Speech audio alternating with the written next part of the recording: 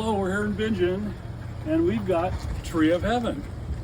Normally for one this size, we would spray this, call that the foliar technique. But I'm worried that the chemical with other plants around here, we may injure them, and we don't want to do that. So we've got a couple ways we can deal with that. One, we could pull this back and put a tarp around what we want to protect. Or sometimes I use a cardboard box that's been broken down.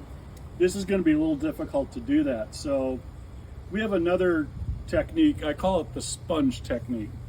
So I've got mixed up, this is the exact same thing we would put in our sprayer. So we're spraying a 1% solution of our herbicide.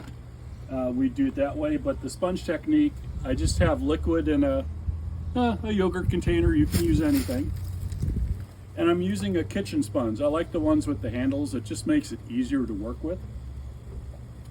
And what we're gonna do is sponge the leaves.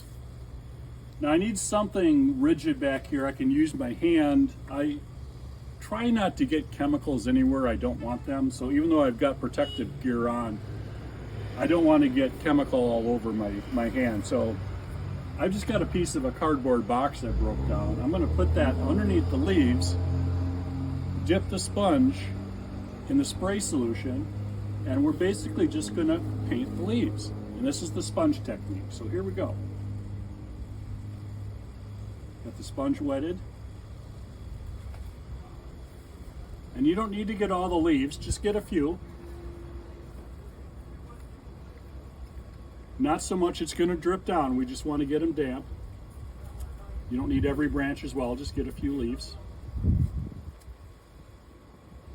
We get another one over here. Again, I'm protecting the good plants I don't want to injure. A little bit more on my sponge.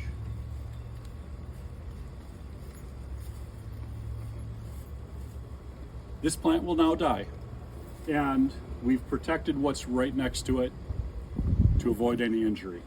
That's the sponge technique.